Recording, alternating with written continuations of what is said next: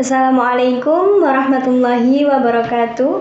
Sahabat virtual, jumpa lagi di podcast Pandemi Obrolan Santai yang dipersembahkan oleh STIT Raden Wijaya, Jalan Pekayon 1, nomor 99A. Saya Umi Hani yang akan menemani kalian di obrolan santai hari ini.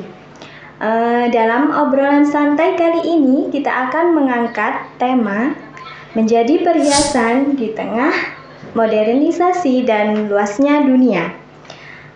Setiap perempuan itu spesial dan berharga karena perempuan adalah madrasah pertama bagi anak-anaknya. Maka benar jika ada istilah mendidik seorang wanita sama dengan mendidik suatu peradaban. Karena dari seorang perempuan yang solehah akan terlihat generasi yang baik-baik pula. Tetapi sekarang di era modernisasi ini atau bisa disebut dengan era milenial adalah era ide dan pikiran, era kreativitas. Pertarungan kita bukan lagi tentang fisik tetapi tentang ide, dan dari perubahan tersebut menyebabkan perubahan perilaku manusia, cara berpikir, cara menilai, dan perubahan perilaku yang lain. Bagaimana sekarang kita sangat bergantung dengan ponsel, dengan media sosial, dan sebagainya. Di sisi lain, sebagai muslimah kita punya kepercayaan bahwa kita hidup bukan untuk sekedar hidup. Kita hidup untuk menjadi khalifah di muka bumi. Kita punya misi untuk menjadi bermanfaat bagi seluas-luasnya semesta. Nah, di sini saya tidak sendiri. Di sini saya ditemani dengan narasumber yang sangat istimewa. Beliau adalah wanita muslimah yang bisa berkarir melalui dunia pendidikan Islam. Di usianya yang masih terbilang sangat muda ya. Unyu-unyu. Ya. Beliau lahir pada tanggal 14 November tahun 1991. Beliau alumni dari STIT juga, STIT Raden Wijaya.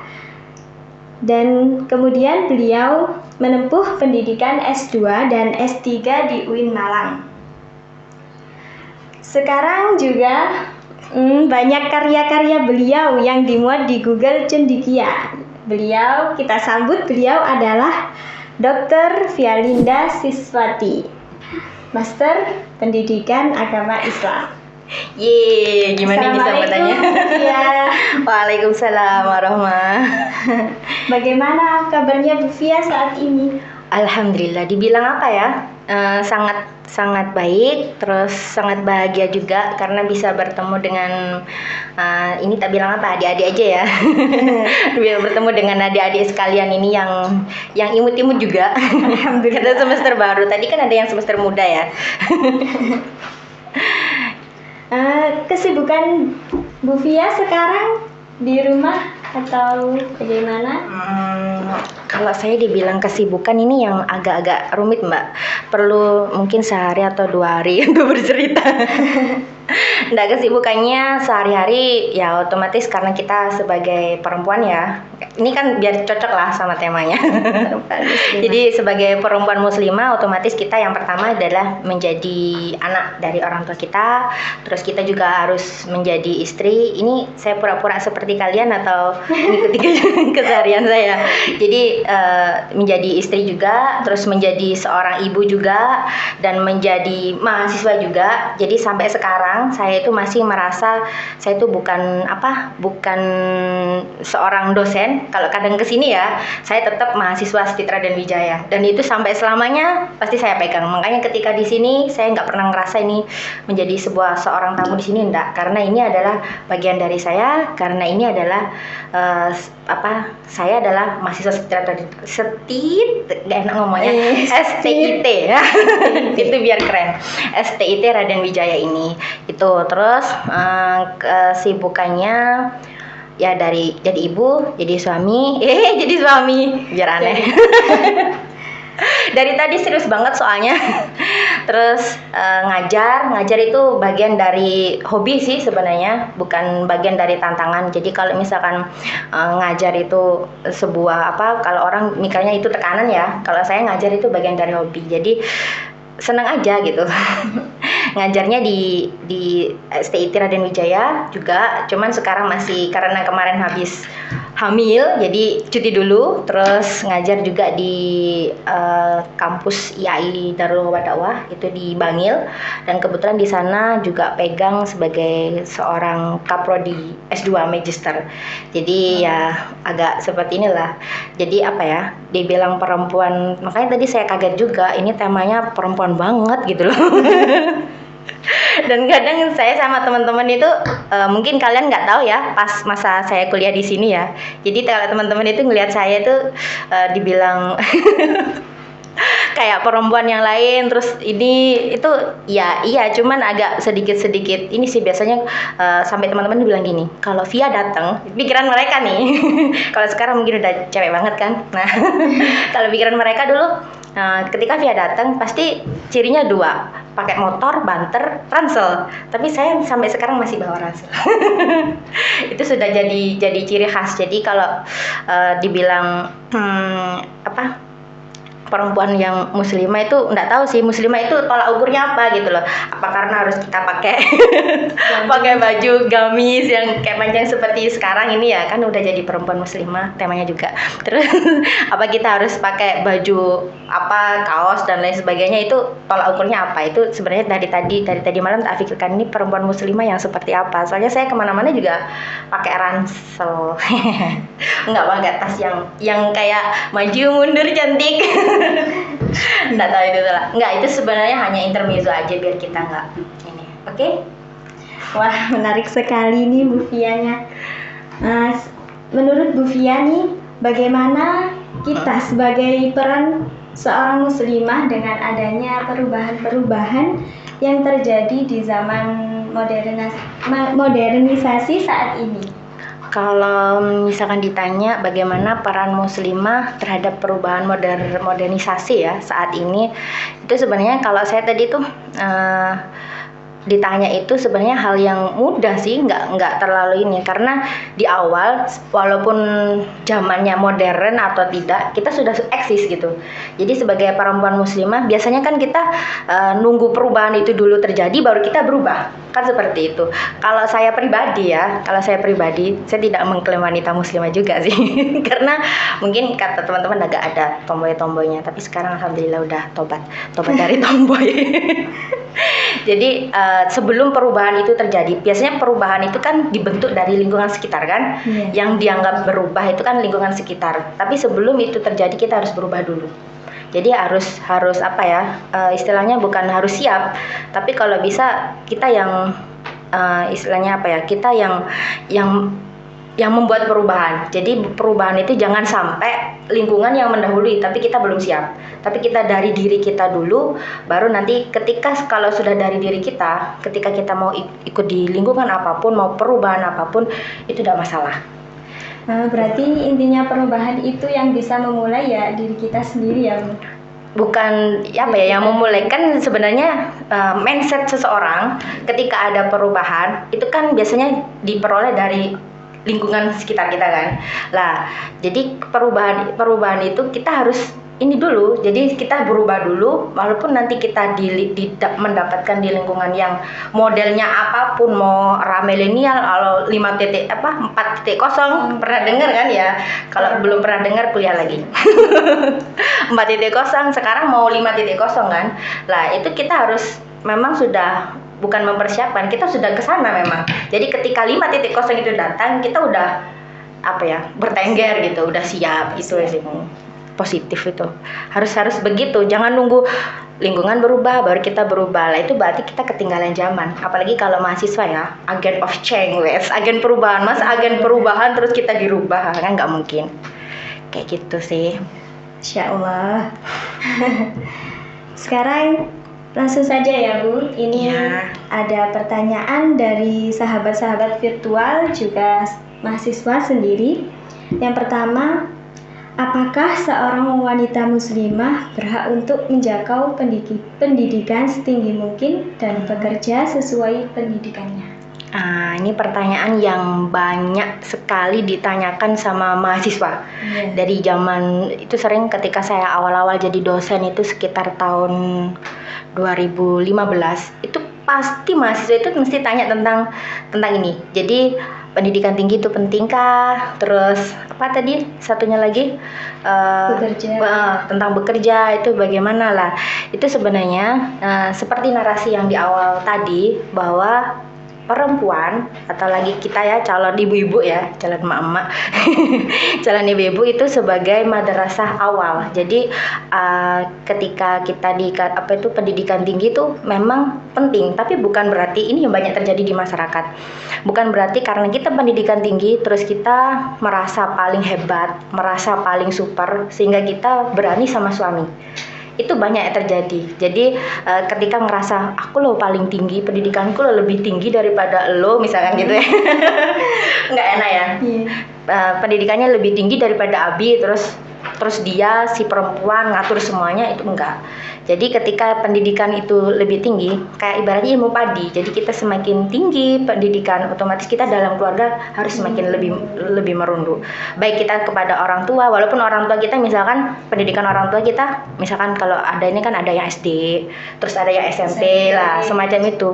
Ketika kita pendidikan tinggi bukan berarti mereka harus ngikutin kita, enggak. Tetapi mungkin di situ ada kayak semacam kita tetap menghormati beliau, terus komunikasi yang baik dan kayak gitu. Jadi bukan berarti pendidikan tinggi harus gini lah. Itu juga pengaruhnya nanti ke anak-anaknya. Jadi kalau misalkan pendidikan tinggi itu cara berpikir orangnya itu lebih terbuka. Jadi ibaratnya waduh kayak main ibarat juga ya. Ibaratnya kita itu, karena saya di lingkungan teknik ya, ibaratnya kita itu kalau pendidikan tinggi kita itu kayak drone. Tahu drone nggak? Ibarat ini pesawat tapi dia di ini loh. Di remote. Disetir. Dikemudikan. Biar gaul disetir. Bahasa Jawa lah. Dikemudikan. Itu ibaratnya gitu. Jadi ketika kita pendidikan tinggi itu ibaratnya kita mengemudikan, kalau misalkan orang melewat sesuatu di sini buntu, kita bisa memikirkan sesuatu lewat jalan lain. Dan biasanya nih kalau orang, karena kita sudah terbiasa semakin tinggi pendidikan itu kan kita semakin gampang memahami orang. Oh ini begini, jadi kita harus memperlakukan seperti inilah. Itu biasanya akan menimbulkan efek bahwa kita semakin bijak menghadapi seseorang. Itu biasanya manfaat pendidikan tinggi itu seperti itu. Dan ketika merawat anak, apalagi kalian ya mahasiswa ya PAI, udah idaman mertua banget udah. Karena apa? merawat siswa dengan segitu banyak, kalian kan sanggup. Apalagi cuma merawat anak, kan nggak mungkin anak kalian sampai 20 30 kan nggak mungkin. Paling cuma 2, 3, jadi udah udah lewat lah, kalian udah ahlinya ahli. Kalau di YouTube itu kan ahlinya ahli, intinya inti. kayak semacam itu. Ya, terima kasih Bu. Ini cuacanya kok agak summer ya. Apa karena lampu ya? Pertanyaan yang kedua nih Bu. Ada dari mahasiswa sendiri, dari akun _Mia Muawanatul.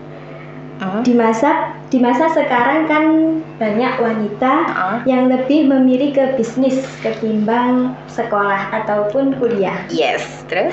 Apalagi bisnisnya sekarang ini gampang banget ya Bu, dengan adanya gadget.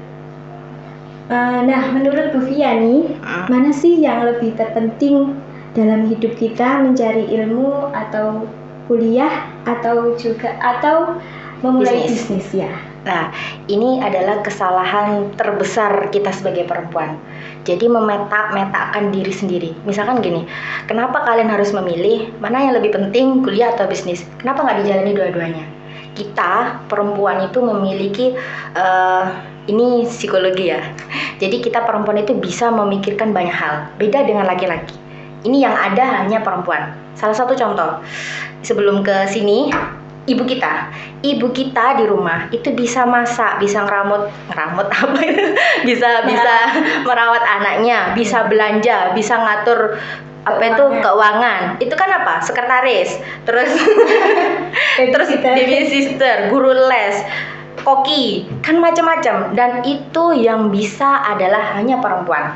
Makanya ketika ada hal semacam ini, mana yang lebih dulu, pendidikan atau bisnis? Kalau misalkan bisa dijalani dua-duanya, kenapa tidak? Kenapa tidak? Itu sih. Soalnya kita memang itu bidang keahliannya perempuan dan hanya perempuan yang bisa. Makanya ketika ada istilah kayak single parents, ya coba nanti mungkin kalian mahasiswa ya yang neliti itu, ketika ada single parents yang ketika yang dirawat ayahnya sama ibunya, itu kebanyakan yang berhasil yang mana? Yang keluarga single parents. Itu kan biasanya yang berhasil itu kan dari ibu. Karena apa? Kita perempuan itu dibekali luar biasa sama Allah itu, bisa membagi pikiran kita dari menjadi banyak. Itu yang bisa. Jadi kita misalkan perempuan ya, ibu kalian aja, kalian amati di rumah, itu kadang bisa gendong adik kalian sama masak. Laki-laki coba. Misalkan dia bekerja, ya sudah bekerja aja. Tapi kini bukan berarti kita ini ya perbedaan antara laki-laki dan perempuan. Untuk para laki-laki jangan tersinggung ya. Enggak, karena itu memang sebuah kelebihan perempuan. Jadi kita bisa memikirkan banyak. Makanya salah kalau misalkan, bukan salah sih, kurang benar. Jika perempuan itu memikirkan mana yang lebih dulu, mau pendidikan dulu atau bisnis lah itu. Tapi balik lagi ke orangnya. Kita tanya dulu, dia tolak ukurnya apa? Kalau misalkan tolak ukurnya keuangan, otomatis dipakai pendidikan ya rugi. Ini uang nggak ngumpul-ngumpul karena pendidikan itu otomatis kita butuh biaya banyak. Walaupun itu beasiswa. Itu makanya kembali lagi ke tolak ukurnya itu. Tapi kalau misalkan bisa dijalani dua-duanya dan yakin sama Allah, rezeki ada yang ngatur, kaya miskin dan lain sebagainya ada yang ngatur, insya Allah semuanya jalan. Jadi nggak usah kita perempuan ya, apalagi perempuan milenial sekarang kan kalian bisa kuliah, berangkat sambil jualan online kan tinggal pegang HP, daripada kalian ngobrol-ngobrol nggak jelas ngapain kan mending jualan online. Nah, bisa itu jadi uang. Bisa jadi uang, itu bisa jadi double. Dan jangan pernah takut mencari ilmu terus kalian takut nanti uangnya habis. Allah pasti akan memberikan malah lebih banyak lagi. Karena saya pengalaman sendiri itu kayak gitu. Kayak gitu. Jadi jangan metak-metakan mana yang lebih dulu, bisnis dulu atau kuliah dulu. Kalau bisa dijalin dua-duanya, kenapa tidak? Jalannya aja. Ya. Kenapa tidak itu? Ya, baik. Kita lanjut ke pertanyaan ketiga nih, Bu. Iya, ini kita kayak apa gitu ya. Saya kayak merasa di penjara terus ditanya-tanya. Ya, terus lanjutin. Ya, ketika seorang muslimah menikah, maka semakin terbatas waktunya untuk bergerak. Wah, dalam syiar agama Islam tidak seperti saat masih single. Ya, Oke. Bagaimanakah menghidupkan semangat terus bergerak dalam dakwah dan syiar Islam? Dan bagaimana agar tidak mudah patah semangat ketika menemui hambatan dalam jarak dakwah. Mbak ini kasusnya, jadi kalau orang single itu sama yang udah berkeluarga itu waktunya beda gitu ya. Ya kalian. Tapi iya sih, memang banyak yang terjadi seperti itu. Tapi saya bukan bicara kita ya, mungkin diri saya sendiri, ketika hal itu memang sering terjadi, saya tuh selalu berpikir gini, saya harus menjadi sesuatu walaupun itu dalam kondisi sempit. Jadi kadang kan orang gini, ketika kalian menghadapi situasi yang sempit, kalian pasti akan melemah. Itu biasanya perempuan itu karakternya seperti itu. Jadi didesak dikit, bahasanya itu kan ibaratnya kita didesak dikit gitu udah lemah. Padahal sebenarnya tidak ada perbedaan. Saya ngerasain sendiri ya, karena saya jadi istri, saya juga jadi ibu. Nah itu tidak ada sebenarnya bedanya single sama yang punya keluarga, itu sebenarnya tidak ada. Dalam hal ini ya, dalam hal karir atau bekerja dan lain sebagainya tidak ada. Yang mengadakan itu ya cara berpikir kita sendiri aja. Cara bagi waktunya gimana? Ya otomatis kalau misalkan kalian single, waktu luangnya banyak. Lah ketika orang yang sudah berkeluarga, apalagi punya anak, itu bagi waktunya harus ekstra. Dan itu harus ekstra. Kayak misalkan ini salah satu contoh, mungkin kalian calon ibu-ibu ya bisa merasakan ketika ini biasakan. Jadi kalau misalkan kita punya keluarga itu ya, siang itu otomatis kan waktu untuk keluarga semua, untuk anaknya, untuk suaminya, untuk siapapun, pokoknya untuk masyarakat lah. Kapan ada waktu untuk berkarir? Dan ini biasanya kalau kita sebagai pendidik ya, otomatis kan harus ada waktu untuk belajar. Jangan bilang kalian mahasiswa, tapi kalau kalian tidak pernah belajar, apalagi nggak pernah baca buku, apalagi nggak punya baca Al-Quran, itu saya bukan mahasiswa, apalagi kita jurusan PAI ya. Nah semacam itu cari waktu di mana mereka istirahat, kita harus bangun. Tapi itu susah memang kalau kita tidak terbiasa. Tapi kalau kita terbiasa, itu nggak ada hal yang susah. Jadi di saat-saat mengawali itu memang susah. Jadi misalkan kadang saya pernah sering dengar, kan ada mahasiswa kan ada yang berumur kan, ibu saya ini sudah punya anak saya begini, terus ini belum lagi ngerawat ini dan lain sebagainya. Itu mindset mereka aja, dan mereka nggak mau lebih ini apa istilahnya, lebih berpikir lebih gitu. Tapi ya gitu, emang bangun yang seharusnya kita tidur nyenyak. Orang kalau pengen sukses kan gitu, yang lain santai-santai, tapi yang kita harus belajar kan malam. Jam 2 malam itu kan enak-enaknya tidur toh.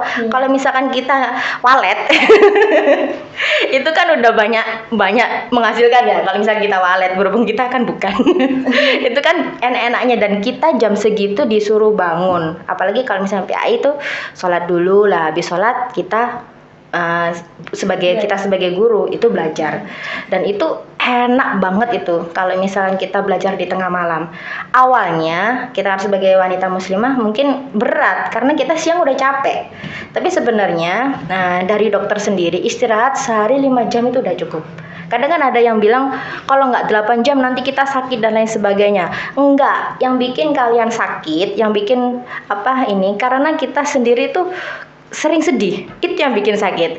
Kalau misalkan kalian coba aja ya, kalau nggak percaya, kalau misalkan kita selalu bahagia, walaupun sehari tidur 5 jam, 3 jam, itu nggak akan ada masalah kok.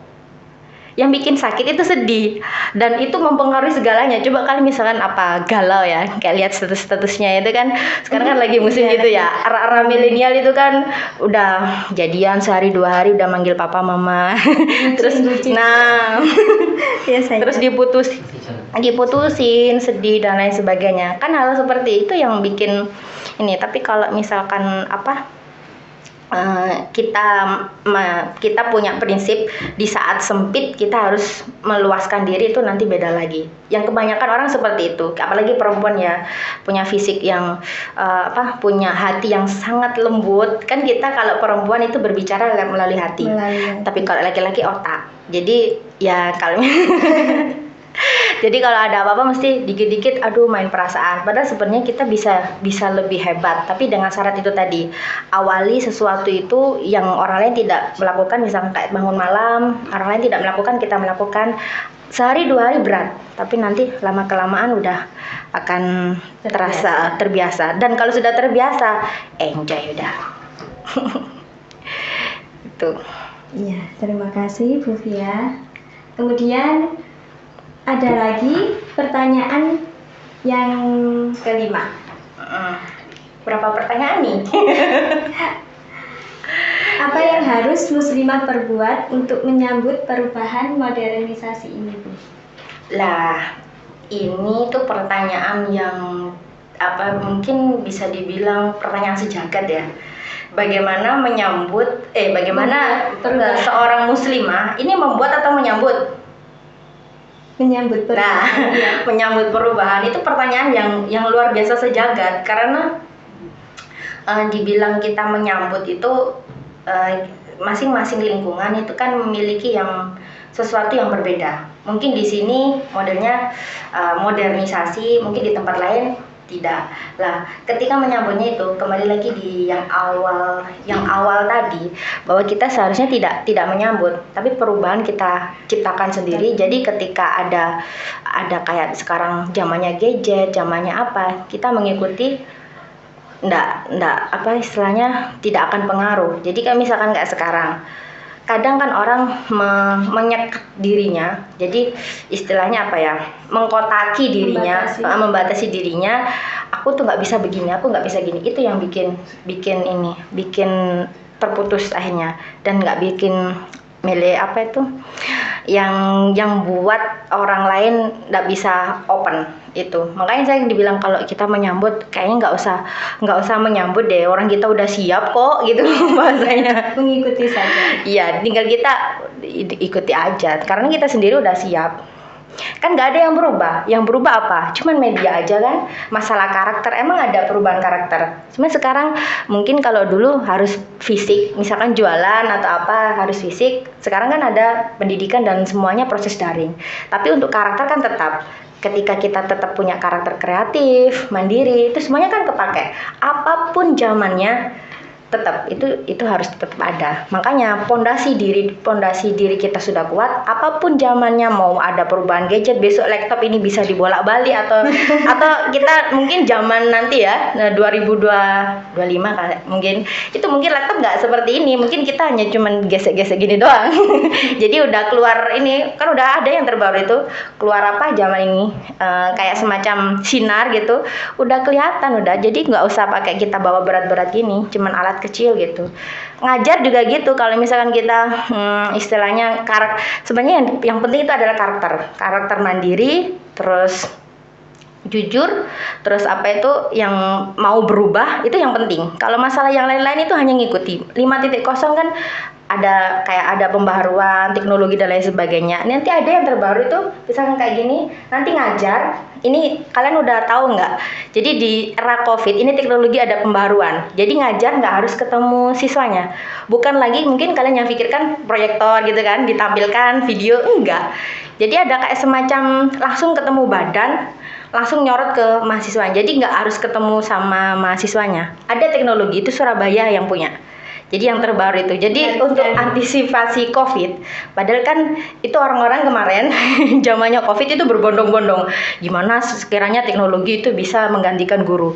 Dan yang terbaru ternyata seorang guru tidak bisa digantikan dengan teknologi, betul kan? Yang awalnya daring itu orang-orang bangga banget kalau dulu awal-awal COVID tuh, aku ini loh kuliah daring loh, pokoknya gaya banget lah. Sekarang kan para pendidik itu semua kan resah.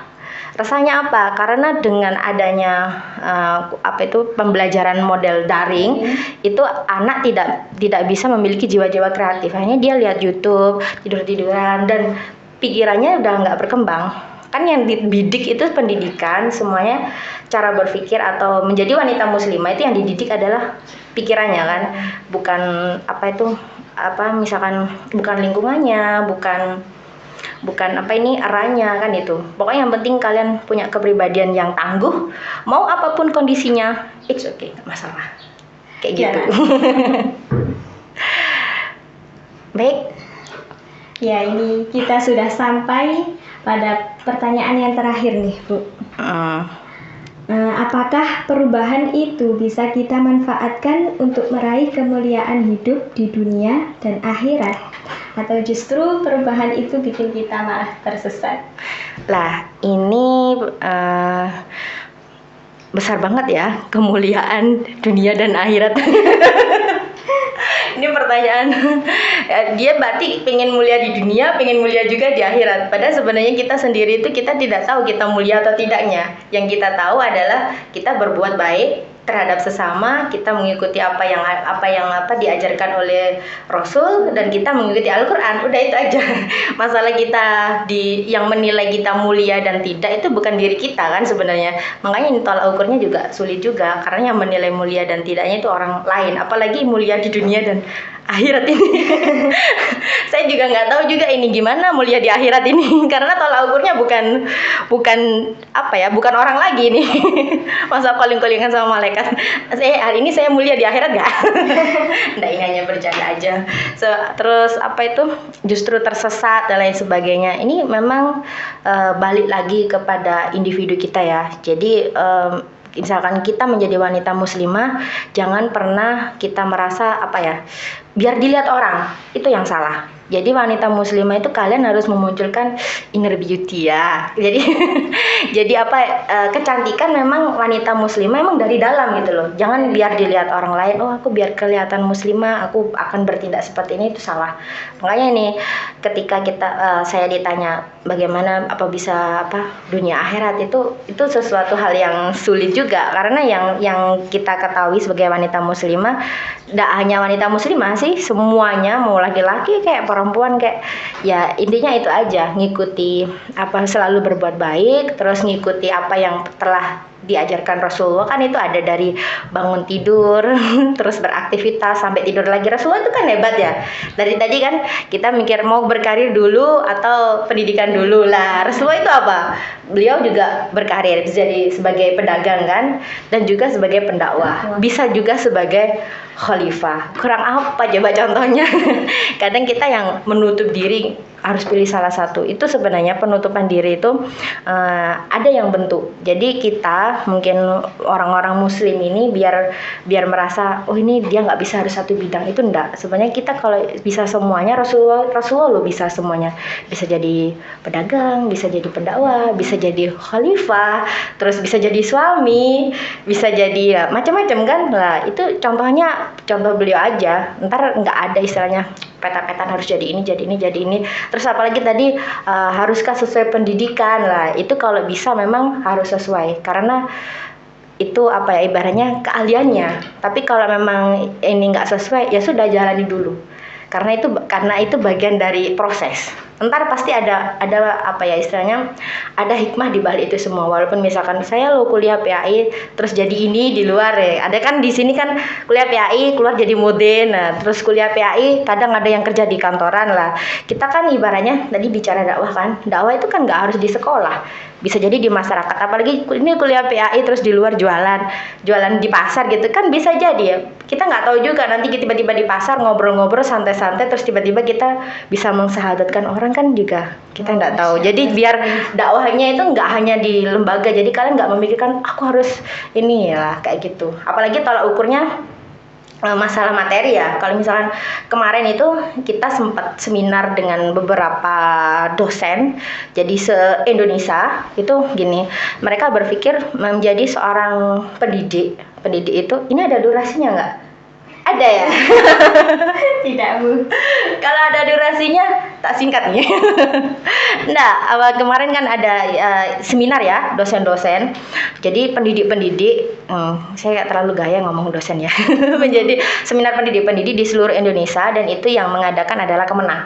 Jadi forum komunikasi dosen peneliti Indonesia itu ada kayak semacam itu. Itu mereka berpikir ukurannya materi nih. Kita berbicara ukurannya materi. Mereka berpikir kenapa sih dosen itu misalkan publikasi dan lain sebagainya harus bayar sekian-sekian, terus nggak ada dosen yang punya materi yang banyak luar biasa. Kita bedakan, kita samakan dengan kayak pendidikan ya. Mereka nggak terdidik, kayak YouTuber itu kan nggak perlu pendidikan kan. Pokoknya dia berani malu.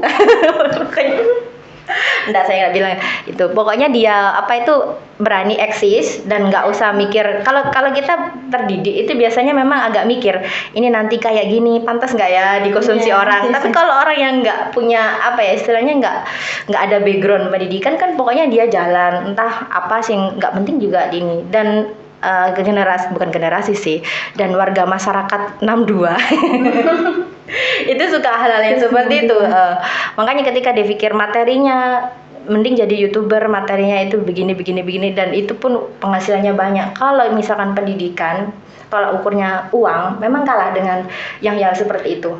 Tetapi di situ ada istimewanya. Jadi seorang pendidik itu kita istilahnya kita itu bukan menjadi mulia ya, tapi ada sesuatu yang semuanya itu indah gitu loh. Itu menjadi seorang pendidik. Jadi kalau misalkan ukurannya hanya cuman materi, Allah itu pasti akan menjamin materinya. Dan ya nggak sembarangan sih, memang kita harus ada ikhlas. Kan ada nanti pendidik, misalkan apalagi kalian PAI ya, calon guru, jangan sampai kalian berpikir, oh aku ngajar di sini terus nanti aku akan dapat sekian, ini dipakai ini kurang lah dan lain sebagainya. Itu jangan. Jadi kalau misalkan ngajar ya ngajar aja, karena itu bagian dari dakwah. Kita kan mengikuti Rasulullah kan, bagian dari dakwah. Kalau masalah nanti keuangan, insya Allah Allah yang akan menjamin. Datanya dari mana? Jangan pikirkan orang itu rezeki, wong kita aja malaikat kapan hari sekarang nggak tahu kan. Jangan-jangan di atas ini ada malaikat yang siap nyabut nyawa lah, nggak tahu kan. Makanya ya udah, yang penting kita jalani aja. Apa misalkan ngajar, ya udah ngajar aja, nggak usah mikir nanti aku ngajar di sini dapat gaji berapa ya lah. Itu udah di awal seperti itu, tolak ukurnya nggak gitu. Karena nanti Allah yang menjamin itu semuanya, kayak gitu. Sebelum saya tutup obrolan santai pada hari ini, adakah pesan-pesan dari Bu Fia untuk kami muslimah modernisasi di luaran sana? Oh, Masya Allah. Pesan muslimah kami di luaran sana itu luar biasa, Bang. Jadi pesannya sebenarnya nggak untuk muslimah ya, mungkin untuk global, mahasiswa aja.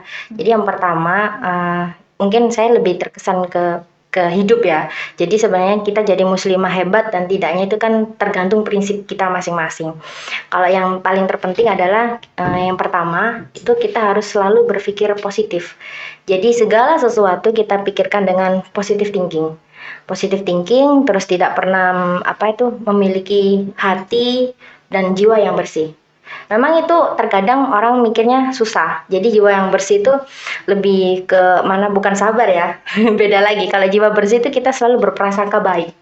Dan itu intinya di situ. Makanya ketika kita kadang yang bikin memeta-meta, yang bikin tadi memilih mana yang lebih penting, berkarir dulu, bekerja dulu atau pendidikan dulu ya, karena mereka sudah memikirkan, udah negatif thinking gitu loh. Nanti kalau aku pendidikan nanti uangku bahasanya kalau orang ini kan kelong, nanti uangku berkurang kan, kayak seperti itu. Tapi kalau kita misalkan dari awal memiliki jiwa yang positive thinking, terus memiliki hati yang bersih, itu semuanya pasti akan indah gitu loh. Apapun mau milenial, kayak mau zaman, kalau dulu kan ada zaman milenium atau mau generasi milenial atau nanti sampai kalian generasi jadi sekarang kan milenial, nanti jadi old.